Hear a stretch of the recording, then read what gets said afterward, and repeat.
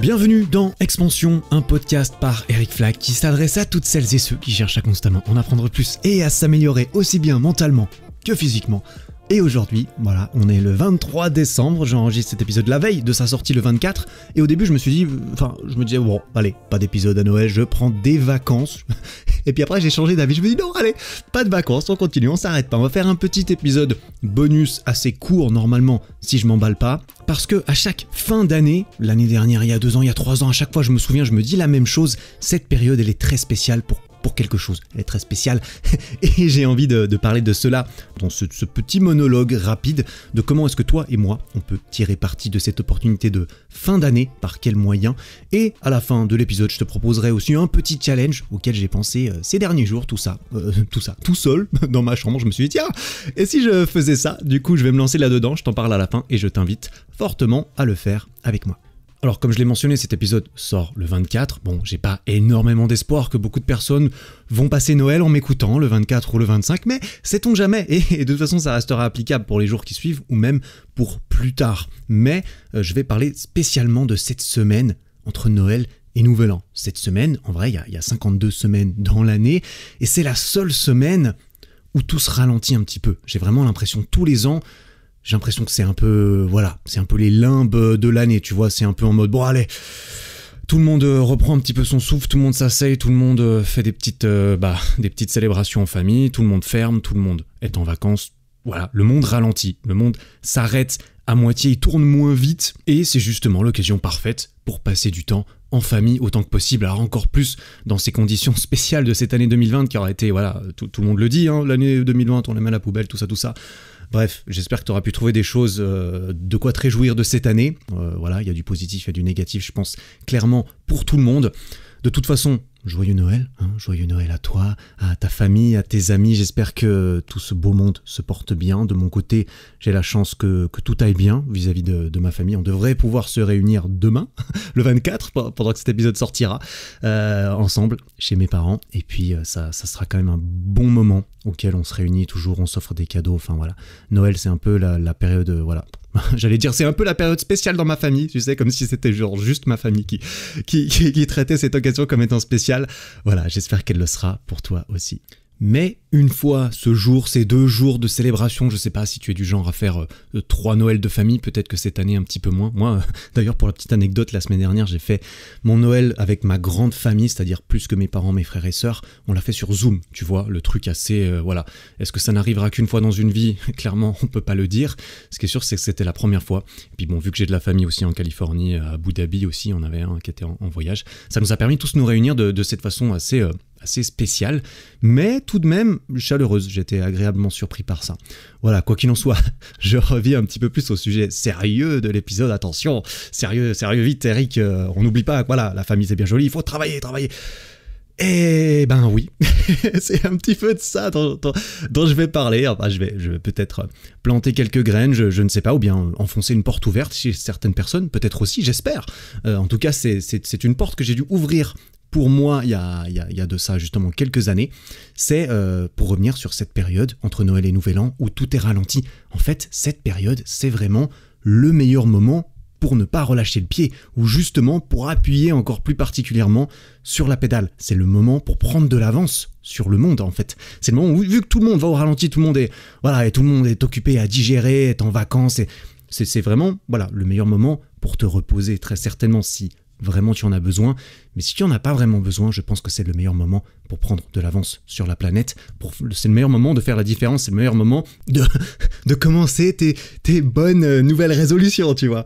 Et donc personnellement, vu que j'ai ralenti un petit peu mon calendrier de publications YouTube, de choses comme ça, enfin ralenti, j'ai fait des concepts un petit peu moins un petit peu moins grands, ce qui me prenait moins de temps, et donc je suis un peu tranquille en fait. Si je voulais ne rien faire entre Noël et Nouvel An, clairement cette année je pourrais, mais au contraire, je me lance dans un nouveau projet qui verra le jour dans les mois à venir, j'espère, mais je vais me lancer à fond là-dedans pour travailler là-dessus et vraiment me dire, voilà, t'as 7 jours là, t'as 10 jours, je sais pas exactement, jusqu'à quand ça reprend, le monde reprend.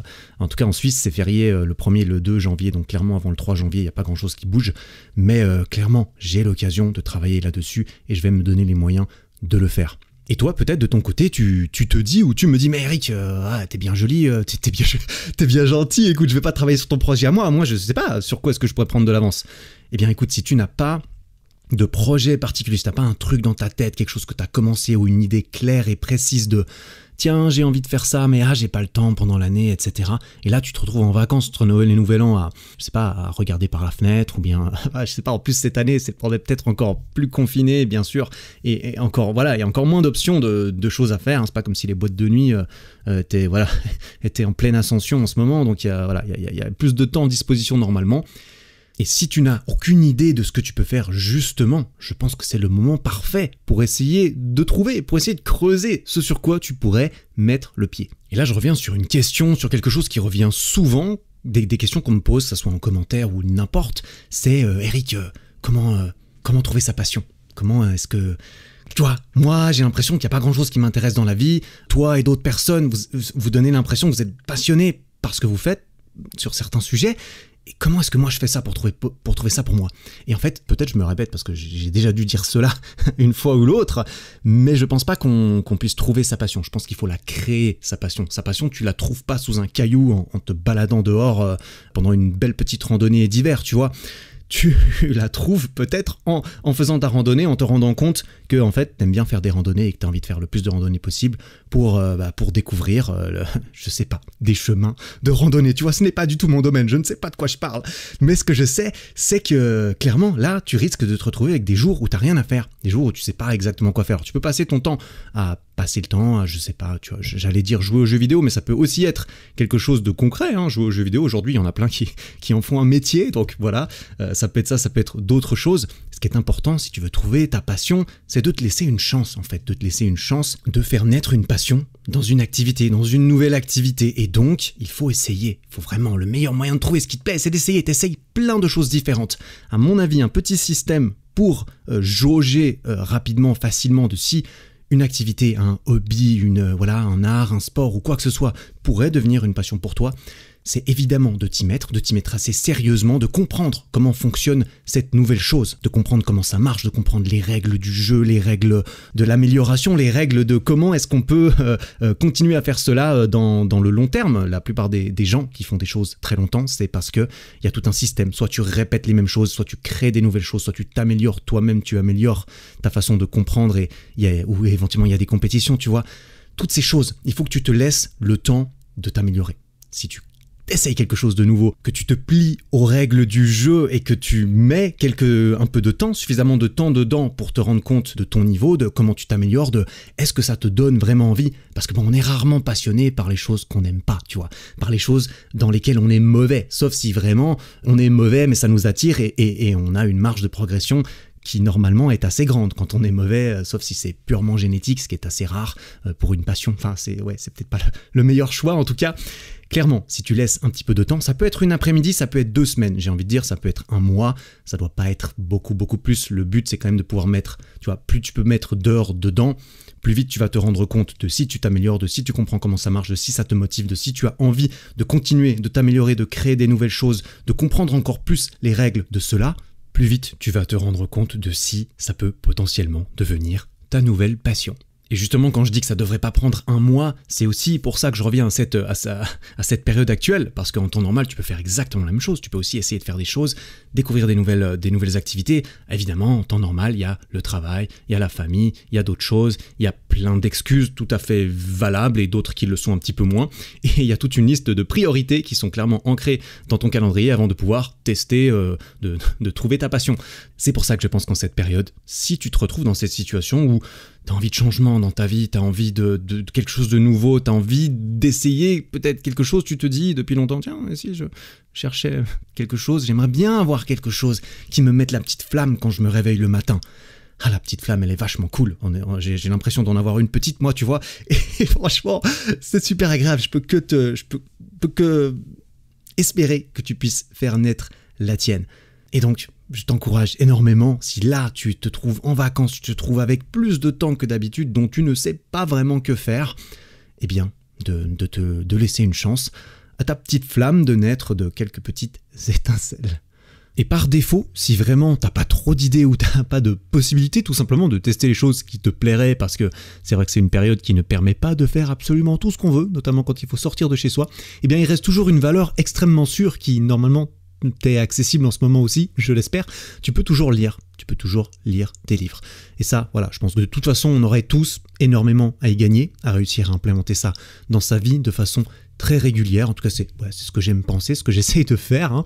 Alors pendant cette période, tu peux lire toute la journée, oui bien sûr, c'est sûrement une très bonne façon de rentabiliser ton temps si tu n'as pas d'autre activité qui te vient à l'esprit, ou tu peux commencer à essayer de créer cette nouvelle habitude que tu pourras maintenir au-delà de cette période, qui est de lire un petit peu tous les jours. Si tu veux mon avis, c'est une très bonne habitude à essayer d'ancrer dans son quotidien, de réussir à trouver un petit moment où on peut lire un tout petit peu tous les jours.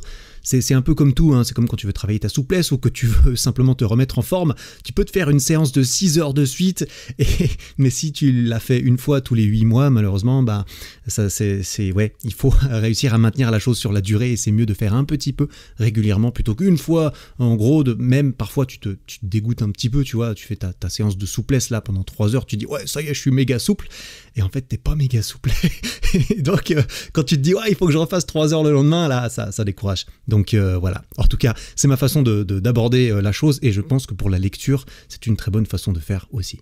Je peux te parler de mon petit rituel perso du coup pendant que j'y suis. Moi je lis tous les soirs avant de dormir. Voilà, je travaille assez tard, donc ça me permet clairement de me déconnecter du travail. En fait, c'est vraiment là où j'ai inséré ça dans mon quotidien, c'est qu'en fait, pendant une certaine période, que j'ai réussi à réduire ensuite par la suite, mais je travaillais vraiment beaucoup, beaucoup par défaut, j'étais toujours en train de travailler, donc je travaillais jusqu'à ce que j'aille dormir.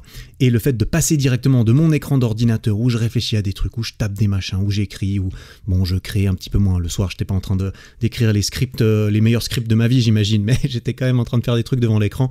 Et là, d'avoir ce petit espace entre deux, clairement pour me calmer le cerveau, pour me retrouver un peu au calme dans mon lit, de plus avoir à penser au travail au quotidien, et en plus d'en profiter pour être en train de lire des choses, d'apprendre des choses qui m'intéressent, qui permettent clairement de transitionner un peu plus dans le sommeil qu'auparavant, parce qu'avant je me mettais dans mon lit et puis j'avais encore des trucs de travail qui me tournaient dans la tête, et c'était pas possible, sans parler du fait que les écrans et tout ça, même si évidemment j'ai un protecteur de lumière bleue sur mon ordinateur, l'activité cérébrale entre guillemets, elle avait du mal à passer de beaucoup à rien du tout. Donc là c'était parfait, et en plus ça m'a permis de mieux dormir, parce que j'avais du mal à m'endormir, et c'était bénéfique à tous les niveaux, voilà, clairement. Et ce que je fais généralement du coup, c'est tout simplement que je lis au moment où il est temps d'aller dormir, ou un petit peu avant, je me mets au lit et je lis mon livre, généralement jusqu'à ce que je sente que mes yeux commencent à fatiguer un petit peu. Ça, c'est la bonne technique pour bien s'endormir, c'est que je lis, puis au bout d'un moment, tu sais, quand tu commences à relire 2 fois, 3 fois de suite la même phrase parce que tu la comprends pas et qu'il y a tes yeux qui commencent à se fermer, là, clairement, c'est le moment où, hop, je mets le petit marque-page, je pose le lit, j'enlève mes lunettes, et puis je me mets à dormir. Généralement, ça me prend entre 15 et 45 minutes, ça dépend. Parfois, je coupe le livre un peu avant que j'ai vraiment besoin de m'endormir. Des fois, j'arrive à m'endormir quand même. Des fois, j'aurais peut-être mieux fait de continuer à lire parce que j'arrive pas toujours à m'endormir hyper facilement. Mais voilà, c'est assez flexible, et c'est assez flexible aussi parce que voilà, mon heure de réveil, elle l'est également. Généralement, mon réveil, je le mets en fonction de l'heure à laquelle je pense m'endormir, histoire de me laisser suffisamment de temps. Généralement, 9h, je me 9h, tu vois, c'est un luxe, probablement, parce que je me lève généralement vers 9h du matin, je me couche vers minuit, quelque chose comme ça, et donc voilà, si je lis un petit peu plus, c'est pas très grave, je me lève un peu plus tard le lendemain, et puis et voilà. Donc ça, évidemment, c'est ma routine, c'est ce que j'ai trouvé qui fonctionne bien pour moi. Un temps, je lisais aussi le matin en me réveillant en lisant mon café, mais j'ai préféré transitionner à avant de dormir, parce que c'est clairement quelque chose qui, en plus d'être intéressant et de lire, pour lire, ça m'aide à m'endormir. Par contre, voilà, tout ça c'est pour moi. Je suis certain que tout le monde devrait pouvoir trouver la place pour ça dans ses journées. Ça peut être quand tu te réveilles le matin, quand tu prends ton petit déjeuner, quand tu bois ton café, ça peut être pendant un repas, quand tu manges à midi, pendant le travail, si tu manges seul ou si tu as un petit moment tranquille, tu te poses, tu manges, tu lis ton livre. Ça peut être dans les transports, quand tu prends le métro, ça peut être pendant une pause, pendant ta journée de travail, ça peut être le soir avant de dormir comme moi. Ça peut vraiment, je pense, être à plein de petits endroits comme ça. Le but, c'est pas de te dire tiens, il faut que je me débloque 1h30. Non, un petit quart d'heure, tu vois, 10 minutes, un quart d'heure, ça peut vraiment faire la différence, parce que mise bout à bout, quand tu fais ça 5 à 7 fois par semaine, des livres, ils commencent à s'enchaîner. Et t'enchaînes les livres, t'enchaînes les connaissances, plein de choses. Tu peux aussi lire de la fiction, bien sûr. Moi, je lis pas vraiment, non, je lis plus de fiction depuis longtemps. Je crois que les derniers livres de fiction que j'ai lus, ça devait être Harry Potter, tu vois, donc ça fait un petit moment maintenant. Mais ouais, c'est de toute façon hyper cool, en fait, tout simplement. Et à propos de ça, je vais te parler maintenant vite fait du petit challenge, tu vois, que j'ai pensé, et c'est surtout pour t'encourager. Peut-être que tu te dis, tiens, oui, c'est vrai, je pourrais lire un petit peu plus. Tiens, Eric, il parle de sa vie, de ses histoires, de comment lui dit, ouais, pourquoi je pourrais pas essayer. Eh bien, je t'invite, avec ce petit challenge, entre guillemets, à commencer à prendre cette habitude, à te mettre dans le train, une petite motivation un petit peu supplémentaire éventuellement.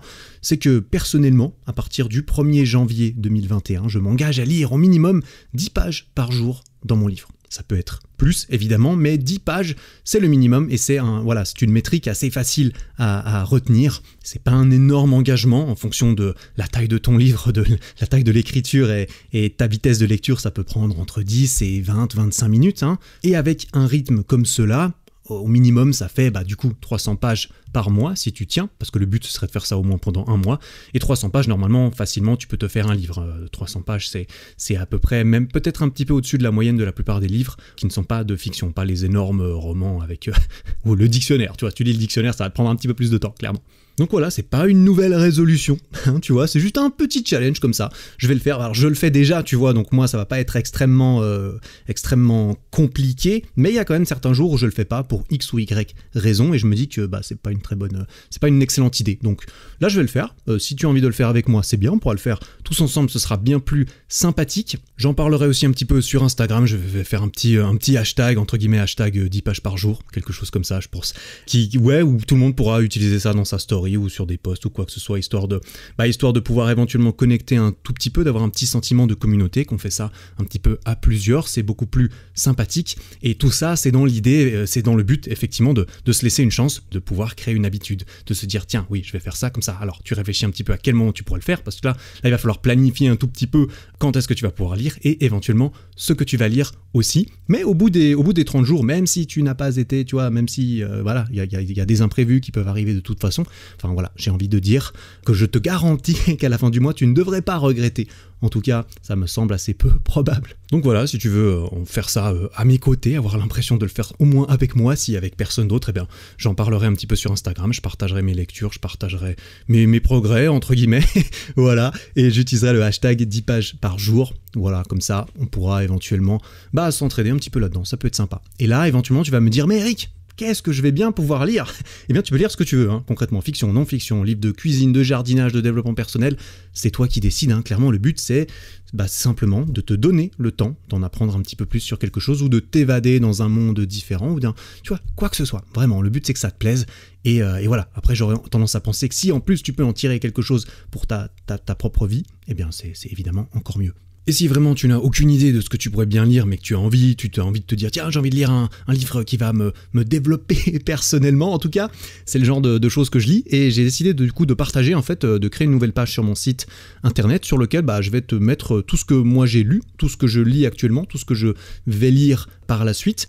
Et puis avec peut-être un petit résumé, une petite phrase de ce que j'ai pensé du livre, de à qui il pourrait éventuellement servir. Je vais surtout parler du coup de ce que moi j'ai lu et de pourquoi, du comment. Mais je commence à empiler un petit peu les livres, donc c'est cool. C'est clairement le but avec ce genre d'habitude. Donc ça commence à s'empiler. Je commence à avoir une petite pile dans ma bibliothèque, tu vois, parce que je les lisais sur Kindle un bon moment, là j'ai repris les livres papier, je sais pas, j'aime bien toucher un petit peu le papier, même si c'est plus, voilà, même s'il faut de la lumière, c'est un peu le truc, j'aime bien, ça prend de la place, c'est cool, c'est stylé, j'aime bien posséder des livres, tu vois.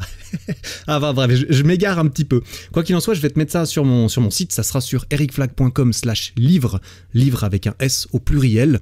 Je te mets ça dans la description du podcast également, et voilà, je pense que ça sera en ligne à partir du 26 ou 27 décembre, il faut encore que je la fasse, donc voilà, attends un tout petit peu, et puis ensuite ça sera en ligne. Et puis si tu as envie de me rejoindre le 1er janvier dans ce petit challenge de lire au moins 10 pages par jour d'un livre, eh bien prépare-toi, trouve-toi la lecture que tu commenceras, commence avant, t'inquiète pas, tu peux commencer le 31 si tu veux, mais je pense que le 31 au soir tu feras peut-être autre chose, en tout cas c'est ce que je te souhaite. Et sur ce, je vais donc m'arrêter là. Bon, c'était pas aussi court que ce que je pensais, bon apparemment, voilà, quand je me lance un petit peu, je commence à digresser, à raconter un peu ma vie, enfin bon, c'est pas comme si j'avais énormément une trame et une ligne directrice énorme pour cet épisode. J'espère qu'il t'aura quand même plu. Je te rappelle que le prochain épisode qui sortira le 31 ou le 1er, on verra. Ça sera une petite FAQ dans laquelle je répondrai aux questions que j'ai reçues par message vocal, par toi qui écoutes ce podcast. J'en ai déjà reçu une petite pile à laquelle je répondrai. Et donc tu as encore quelques jours pour m'envoyer une question par oral, tu peux très bien l'écrire, ensuite la lire, tu peux quoi que ce soit, sauf que j'ai envie de te passer, j'ai envie que tu passes à l'antenne, j'ai envie que ce soit toi qui poses directement ta question, je trouve ça bien plus sympa pour ce format, et si tu me l'envoies dans les jours qui viennent, j'y répondrai dans le prochain épisode avec grand plaisir. Tu peux me poser ta question sur ericflack.com/podcast, et puis voilà, je te souhaite de joyeuses fêtes, je pense qu'elles sont déjà passées au moment où tu m'écoutes, mais j'espère que tu vas passer de joyeuses fêtes, et que tu pourras fêter la fin d'année également. Bon, on se retrouve du coup pour l'épisode de la semaine prochaine, 31 ou 1er, le 31, pourquoi pas, on va essayer de garder ça sur le jeudi, voilà, même si le 24 et le 31, c'est pas les meilleurs jours pour sortir du contenu, c'est pas grave, peu importe le jour je suis là, tu peux compter sur moi, normalement, si tout va bien. Purée, comment je m'étale avec ce message de fin, je crois que je vais m'arrêter là, si tu m'écoutes encore, t'es un champion, t'es une championne, t'es une championne, merci pour tout, je te souhaite une belle fin d'année, ciao.